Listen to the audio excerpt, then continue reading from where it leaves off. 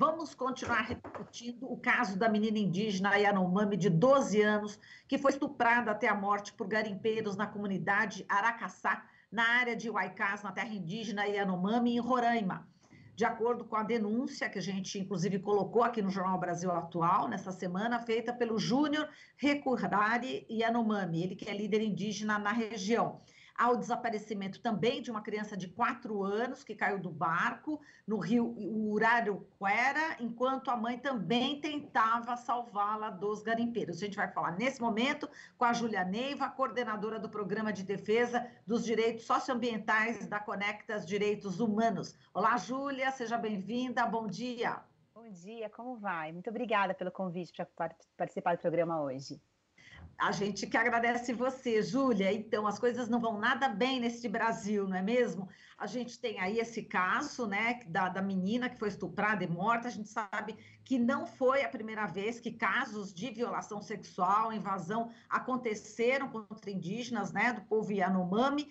A gente teve aí o relatório lançado pela Utucar, Associação Yanomami. O levantamento feito pela entidade revelou que pelo menos 3 crianças entre 10 e 13 anos foram mortas em 2020, né, depois de serem abusadas por garimpeiros nessa região central do conhecido, do território Yanomami, que é conhecido como Polo Base Caianaú. Em 2021, o garimpo ilegal avançou 46% em comparação com 2020 na terra indígena Yanomami. Estou colocando todos esses dados aqui para justamente ter o seu comentário a respeito não só desse caso da menina, né, que foi estuprada e morta, mas também dessa violência que tem aumentado significativamente nesse povo, nessa terra indígena Yanomami, Neiva. Exatamente, esse contexto é um contexto de violência extrema contra os povos indígenas, né? E essas ações contra as meninas, contra as crianças, são terríveis, assim, a gente lamenta muito, mas é preciso lembrar que as organizações indígenas, os povos indígenas e as organizações de direitos humanos estavam alertando há muitos anos que esse risco poderia acontecer, né? A violência tem escalado nos últimos anos contra os povos indígenas e o povo negro no Brasil, né? É um contexto de extremo racismo no Brasil. Esses ataques são, sim, decorrentes do racismo estrutural que temos no Brasil. E em relação aos povos indígenas, uma das razões, algumas razões para isso acontecer, né? Esses ataques às crianças. E uma das razões que consta nos relatórios de muitos grupos e povos, é justamente a falta de demarcação de terras, né, dos territórios indígenas, né, não houve nenhuma demarcação de terra nesse governo atual, como ele havia prometido na sua campanha, cumpriu a sua promessa de campanha que não iria realmente demarcar nenhuma terra, e isso realmente não foi feito. A falta de demarcação de terras, a falta de proteção dos territórios indígenas, os torna mais vulneráveis a esses ataques, a essas agressões, né?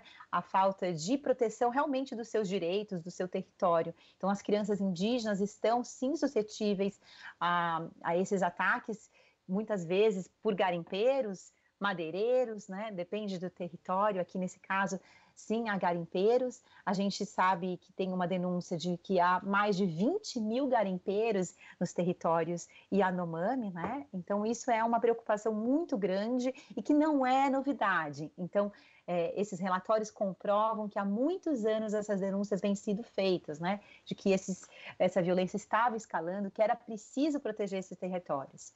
Então, isso é um dado bastante importante para a gente lembrar quando fala da violência nos territórios indígenas e contra os povos indígenas.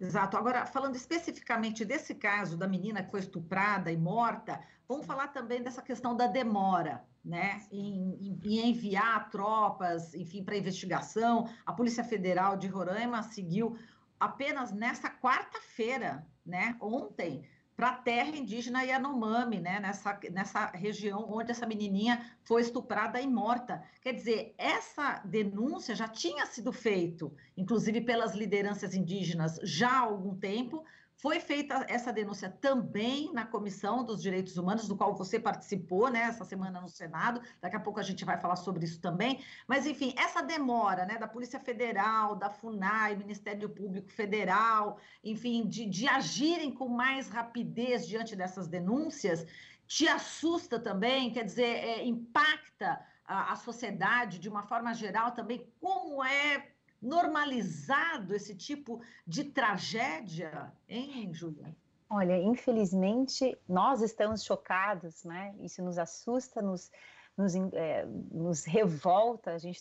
Nós deveríamos estar todos revoltados nas ruas, protestando, né, contra mais uma morte de uma criança, uma morte violenta, né? Também houve uma morte de uma criança, de uma jovem no Rio de Janeiro, também de forma brutal. A gente deveria não aceitar que mais nenhuma morte ocorresse dessa forma, com tanta violência.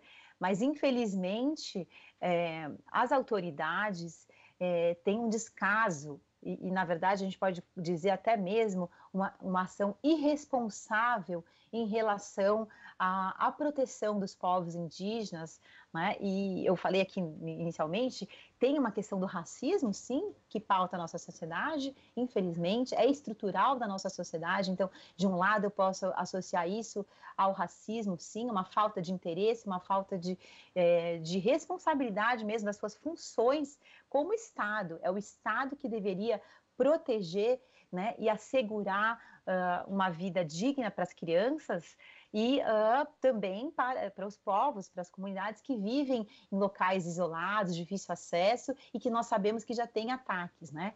E no caso de uma criança, ela ainda tem o Estado ainda teria uma obrigação ainda maior de zelar pela vida dessa criança, né? Então, a gente vê um total descaso e uma forma de gestão que é a forma irresponsável de condução das políticas de direitos humanos. Aqui a gente está falando dos povos indígenas, né? Então, há uma política, a gente pode observar que durante esses últimos anos, né, desse atual governo, não houve um desmonte das instituições que deveriam zelar pela proteção dos povos e da natureza. Então, isso não é surpreendente, então, que esses ataques estejam escalando, que haja uma falta de agilidade na condução dessas investigações, né? E isso não só desrespeita as nossas legislações nacionais, as nossas obrigações nacionais, mas também as obrigações internacionais de direitos humanos com os quais o país se comprometeu a cumprir, né? Então, a gente também traz esse lado da responsabilidade internacional, né, sobre a proteção dessas crianças. Exato. Júlia, você esteve, né, na Comissão de Direitos Humanos, né, do Senado, participando, né, enfim, dessa sessão, e lá, né, acompanhando, a gente viu que mais de 3.000 crianças indígenas morreram no país nos últimos 4 anos. Em 2021, foram quase 500 mortes de crianças indígenas até 5 anos de idade. Eu queria que você, inclusive, trouxesse essa fala, né, que você teve lá, inclusive no Senado, em relação aos órgãos, né, que deveriam agir e não agem, né? Você acabou de falar, esses órgãos, na realidade, irresponsáveis, né? E agora a gente pode dizer que está tendo um desmonte enorme, não é isso? Nessa falta de proteção. Queria que você relembrasse aqui o que você também falou lá no Senado. Com certeza, não, obrigada. Eu acho que isso é importante a gente relembrar, sim, que esse contexto de escalada de violência nos territórios indígenas, em outras áreas do Brasil também, precisamos lembrar, ela vem decorrente de várias ações, né? Desde o primeiro dia do governo Bolsonaro, as instâncias, por exemplo, de participação, dos órgãos de participação, que eram importantes órgãos de monitoramento das políticas públicas, foram destituídas, né? Eu falei aqui já também, não houve demarcação de terras indígenas, né? Que era algo da política importante. Houve um aumento da exploração de recursos naturais em terras indígenas que colocam os povos em risco também, porque há uma entrada de outros atores, né, a invasão de garimpeiros, a invasão mesmo, a exploração ilegal da madeira e de outros recursos, Também houve o desmonte das próprias instituições, né? Então, elas perderam financiamento, perderam fundos para poderem atuar. Muitas vezes, essas instituições tiveram à frente de seus cargos pessoas que não tinham qualidade técnica para estarem à frente desses cargos, ou estavam ali exercendo outras funções que não eram exatamente aquelas daquela pasta, ou seja, atuando no sentido não de proteger, por exemplo, ali os povos indígenas, né, mas atuando por outros interesses, às vezes interesses talvez mais ligados a interesses privados, né, para favorecer outros interesses. Houve, então, um enfraquecimento desses órgãos de proteção dos povos indígenas, de comunidades tradicionais e do meio ambiente também, né? Como o Instituto Chico Mendes, o IBAMA, e aqui no caso, os povos indígenas, a própria FUNAI, né? Houve uma militarização da proteção ambiental e houve também intervenção política nas operações que fazem a proteção. E, por fim, eu acho que a gente precisa dizer que também houve redução do quadro pessoal, né? Então, não só o corte, mas a redução também do quadro pessoal. E, além disso, uma pressão e perseguição a servidores que estavam tentando fazer o seu trabalho e também a sociedade civil que tem denunciado, né? Não só os povos indígenas, mas muitas organizações da sociedade civil têm denunciado essas violações, essas ameaças aos povos, essas ameaças aos direitos humanos, denunciado não só no Brasil internacionalmente, tem sido perseguida ou ameaçada. Houve também ameaças às lideranças indígenas, né? Ameaças nas falas, mas também ameaças reais, né? E isso coloca em risco ainda mais os povos indígenas e aumenta essa escalada, esses conflitos nos territórios, né? Acho que isso foi alguns dos pontos que eu trouxe ali na minha fala. Exato. E, Júlia, vamos falar aqui sobre esses interesses, né, que você apontou, esses interesses aí por trás, né? E a gente sabe que o garimpo hoje também é uma estrutura industrial. Então a gente fala ali dos garimpeiros, né, tarará, mas tem por trás, né, toda uma estrutura, né, justamente para a comercialização desse ouro e que vai muito além, né, da presença do garimpeiro ali. Eu queria que você falasse também de como podemos atuar, né, para tentar responsabilizar essas pessoas também. Sim, acho que o primeiro dado que a gente precisa é que tem muitas pesquisas que foram lançadas recentemente apontando sobre esse crescimento do garimpo ilegal em terras indígenas. Então, precisamos olhar com muita atenção para essas pesquisas, né? Há autoridades públicas muito sérias, como o Ministério Público Federal, né, atuando na investigação dessa produção de ouro de forma ilegal. Então, além dessa investigação, a gente precisa, então, que sejam responsabilizadas pelas violações que estão ocorrendo ali nos territórios. É toda uma cadeia produtiva, desde aqueles que têm os maquinários, para onde vai esse ouro está indo para muitos países na Europa, né? Então, é preciso fazer um mapeamento. Aliás, esses mapeamentos já existem. O que a gente precisa agora é que as investigações sejam mais apuradas, né, para que possam responsabilizar a cadeia toda produtiva desse ouro, né? Aonde esse ouro está indo parar? Esse ouro que foi produzido, foi retirado de territórios indígenas, ou seja, e de forma ilegal. A maior parte desse ouro tem sido retirada de forma ilegal, não respeitando nem a nossa legislação e nem os compromissos internacionais que temos aqui no Brasil. Hoje é possível, tem legislações internacionais que possibilitariam, em alguma medida, responsabilizar empresas transnacionais por violações de direitos humanos que ocorrem aqui no Brasil. Então, essa seria uma possibilidade, por exemplo. Há também denúncias que têm sido feitas no âmbito das Nações Unidas. Também é uma possibilidade de denunciar essas violações ocorridas na cadeia produtiva do ouro, pelo que está acontecendo aqui no Brasil hoje. É possível também levar o caso para a Comissão Interamericana, apresentando como... Aliás, os casos já foram levados à Comissão Interamericana, né? Acho que isso é importante a gente relembrar, que durante a pandemia, foram feitas denúncias na Comissão Interamericana, não só sobre a mineração, mas mineração grande, mas também sobre o garimpo, né? Então, esse caso dos 20 mil garimpeiros nas terras Yanomami foi levado para a Comissão Interamericana pela Associação Utucara, e houve até recomendações da Comissão Interamericana, que foram, inclusive levadas para os casos que estão sendo discutidos no Supremo sobre territórios indígenas, né? Mas é isso, é preciso responsabilizar tanto os atores privados quanto os atores estatais pela ausência, pela omissão, e também, no caso dos atores privados, pela responsabilidade, pela comitiva, né? Pelo que eles têm feito, comissiva, pelos atos criminosos contra os povos indígenas.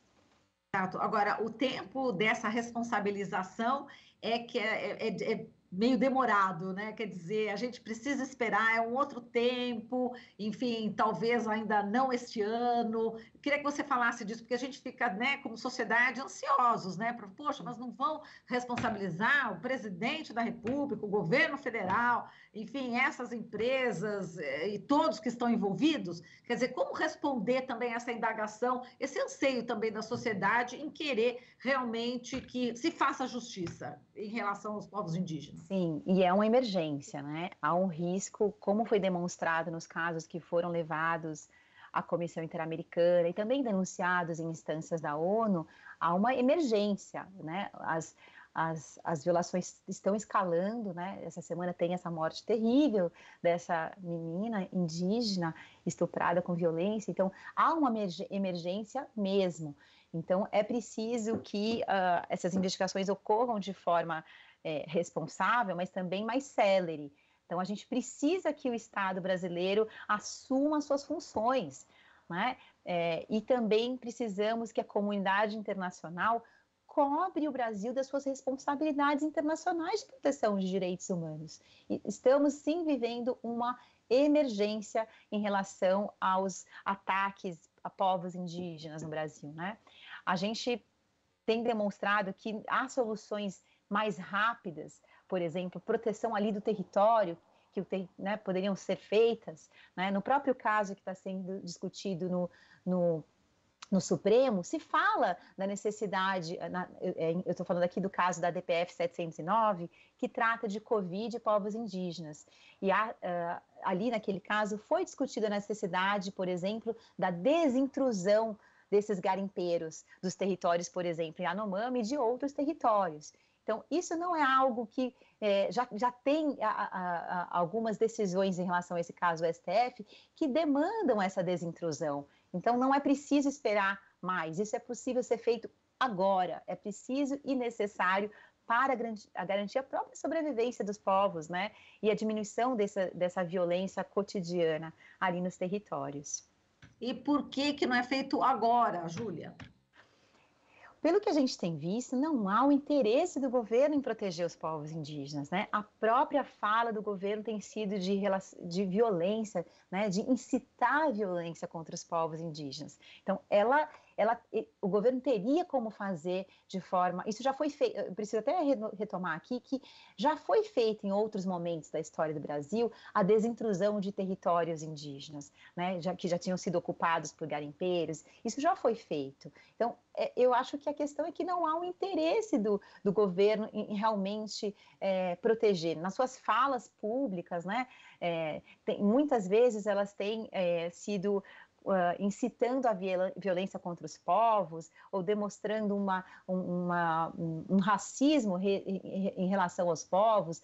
Mesmo nas Nações Unidas já houve falas desqualificando os povos indígenas, ameaçando os povos indígenas, né? Ainda em 2019, a gente pode lembrar que na abertura da Assembleia Geral das Nações Unidas, o próprio presidente alegou existir um ambientalismo radical, um indigenismo ultrapassado e criticou o aclamado cacique Raoni. Então, ali, tentando deslegitimar a sua posição de liderança. Depois, novamente, em 2020, o próprio discurso do Brasil na abertura da Assembleia Geral da ONU também foi nesse sentido. Por exemplo, responsabilizando os povos indígenas pelos incêndios que ocorreram nas florestas brasileiras, né?